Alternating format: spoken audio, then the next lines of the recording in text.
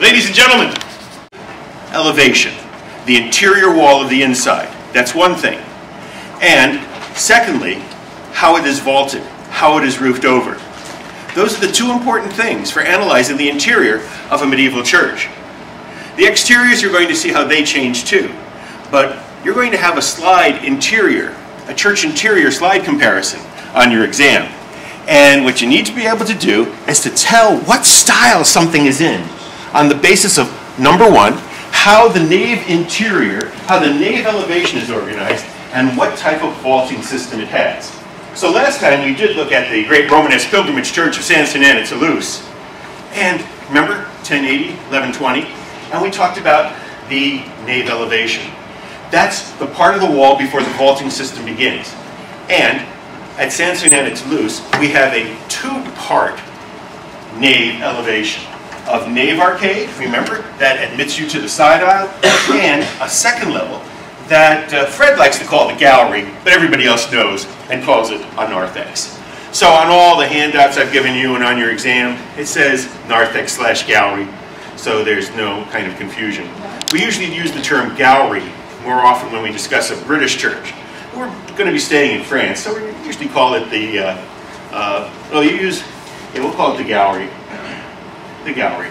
Okay, so that was San Fernando at Toulouse, and it was a very sizable church. The interior is about the length of a football field, but it rises only to a height of 68 feet, which indeed is quite remarkable for the age. But remember, like I said, the heavy barrel vault is one brick thick, and it's wall supported. Barrel vaults, on the nature that they are round, exert a huge amount of downward thrust, but also require a great deal of lateral support. And in order to make these Romanesque churches work, they had to have very thick walls. And the very thick walls meant very small windows, which means that the interiors are somewhat dark and mysterious, despite the kind of hypnotic tunnel-like effect that draws you from the entrance door to the altar. What we're going to look at now, following this, is a whole sequence of changes in style and technology that allows the churches to get bigger, higher, taller, and we're going to watch the walls dissolve under the impact of new technological innovations. So San Fernando at Toulouse rose up to 68 feet. Now, the next stage of innovation, and we have to jump ahead a few slides to today's lecture, the next stage of innovation occurs at the town of Caen, C-A-E-N, Caen. C-A-E-N, and that's on the Norman coast of France. Don't confuse it with Cannes on the Mediterranean where they have the film festival. This is C-A-E-N. Remember that after the Treaty of Verdun in 841, that the western strip of France was given to the Normans. And the Normans developed a fantastic culture. Remember, in 1066, William the Conqueror crosses the English Channel and conquers England. Well, this is a church built during the reign of William the Conqueror. One of a pair of abbey churches. Well, he built an abbey church for the women, and he built a large, impressive church for the men. The church we're looking at is Saint Etienne, E-T-I-E-N-N-E, Saint Etienne at Caen, C-A-E-N, Saint Etienne at Caen. The facade was begun in 1067. 1066 was the Norman conquest of Britain. He's a big man, he's important. William the Conqueror built Saint Etienne, St. Stephen, at Caen, starting 1067. Well, take a look at the facade on the left. Look at what's happened. Remember, we saw the westwork introduced with Carolingian churches, that massing of three towers. We saw it refined during the Ottonian period with the church of St. Pantaleon at Cologne. Remember how the westwork had a very low, blocky narthex tower flanked by staircase towers? Look at what they've done at Caen. They have eliminated the narthex tower. The staircase towers are now incorporated directly into the mass of the facade. And on top of those staircase towers, they raise great towers reaching high up into the sky. It's in these Norman churches built by William the Conqueror, this and Saint Trinité, that we see the beginning of the twin-towered facade of the later Gothic style. Look at the organization of it. It's very logical. The exterior has 3 horizontal and 3 vertical levels. Notice how a string course at the base of the windows divides the facade into 3 horizontal strips. Notice how the supporting pilasters on the exterior divided into 3 vertical strips. A tripartite horizontal and vertical articulation of the facade. And on top of the sides, those great towers are built. And they had 3 levels. The pointed turrets on the very top were added later in the Gothic period. Well, St. Etienne at Caen was built differently than the typical Romanesque pilgrimage church. Take a look at the inside on the right. When originally built, St. Etienne at Caen had a wood roof. But St. Etienne at Caen had a great deal of light on the inside. St. Etienne at Caen had a nave arcade, a gallery zone, and under the wood roof there were clerestory windows. Clerestory windows. The Romanesque pilgrimage church, Saint-Sernin at Toulouse, it's very dark on the inside. Light only filters in from the peripheral of the church, through the outside of the double side aisles on the first floor, through the outside of the gallery windows. But St. Etienne at Caen, it's flooded with light. And it originally had a wood roof.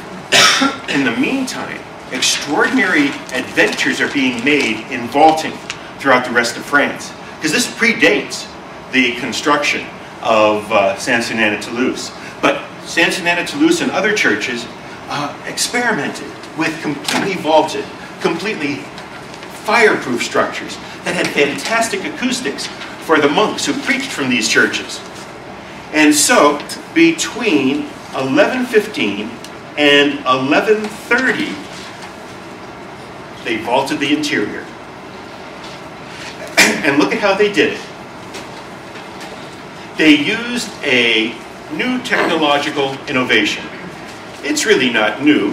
Vaulting had been used for crypts before to hold up many large churches. But this was the first time that a kind of ribbed vault system was employed to roof the interior of an entire church structure. And this is done between 1115 and 1130. Now, take a look at the floor plan on the left. The dark areas are Norman Romanesque. The lighter areas are rebuilding from a later time period. And look at how they approach the vaulting. Remember that at Saint-Sernin at Toulouse, it's a heavy, one block, heavy, block, thick barrel vaults articulated by double thick transverse ribs to stabilize it. Well, over here they've done something very different. They've divided the nave of the Norman Romanesque style church into shapes that are approximately square. And they approach each square as a separate unit. And they cover each square with what we call a hexpartite ribbed vault. 6-part hexpartite. A hexpartite ribbed vault. Okay, what is all this about? You know, when you build something like Saint-Sernin at Toulouse, you needed very heavy scaffolding to hold up those huge blocks while you were building the barrel vault. But they came up with a very different solution, a more economical solution, a lighter solution at St. Etienne at Caen. They used what we call the ribbed vault. And as you can clearly see here, there are these ribs. These ribs are 1 block thick. The architects, the builders, first thing they do is they build a system of ribs. Just the ribs. They set up centering, heavy wood centering, to build the ribs. And here you can see the type of pattern they use. They treat each part of the nave as an approximately square shape, and they cover it with a 6-part vaulting system. There's, let me see if I can focus that better. There is a transverse rib dividing each square unit from each other square unit. And let's see how this works. a transverse rib here and here divides the nave up into like a sequence of approximately square shapes. They then raise a diagonal rib from one corner to the other corner, from one corner to the other corner, and give it further support with a transverse rib crossing it in the center, giving it a 1, 2, 3, 4, 5, 6 part vaulting compartment. That's what we call a hexpartite or 6-part vaulting compartment. And on the right, you can see some of the visual result. Transverse rib and transverse rib dictate a square. Diagonal ribs rise from opposite corners, diagonally opposite corners of the square, and a transverse rib cuts it across the center. Now, they build the ribs using very heavy wood centering. They build the ribs, and then they very easily fill in the space between the ribs with a lightweight brick webbing. Heavy stone blocks for the ribs, lightweight, smaller bricks for the webbing, like I have on a duck's feet, the tendons and the webbing. And you need the ribs to build the webbing. The two are interrelated during the course of construction. The ribs provide a kind of birdcage-like framework for the incorporation of the webbing. Well, it's very interesting that there are instances where webbing has collapsed and the ribs have stood. There are other instances where the ribs have fallen, but the webbing has remained. The ribs are needed to support the webbing, but once they're in place, they kind of act independently. Now, so this was a major, major technological innovation that occurred here at Saint-Étienne-et-Cannes. Now, let's go back to the interior. So, classification for this church. Saint-Étienne-et-Cannes is an example of what we call Norman Romanesque.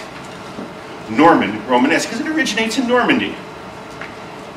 And when we analyze this type of church interior, once again, note the nave elevation. It has a 3-part interior nave elevation of nave arcade, gallery, and underneath the compartments of the 6-part vaulting system, they have clerestory windows. So it has a 3-part interior nave elevation of nave arcade, gallery, and clerestory. Now, the Norman Romanesque formula has the 3-part interior nave elevation, and it is roofed. Remember, this is the second thing to look at when you look at the interior of a medieval church, how it is roofed. It has a hexpartite, or you could just say 6-part ribbed vaulting system. 3-part interior nave elevation and a hexpartite ribbed vault system for the roof. And that's pretty cool. That opened the church up to more light. By using the ribbed vaults, they're able to open it up to more light. Not only that, it's lighter. It doesn't weigh as much. The brickwork is very light compared to the heavy masonry of Saint-Sernin-et-Toulouse. But this is the Romanesque style, and there is a certain problem that occurs when you use all round arches. For example, if you're trying to maintain round arches, like they did in the Romanesque style in Italy, all the ribs are round arch. And, if you're going to use a round arch throughout, your diagonal ribs, because they're greater distance, would of course rise higher. And so on many of the Italian Romanesque churches that you may have seen in your book, it's like going through a series of dominical ribbed vaults. And it doesn't give you the kind of streamlined, unified effect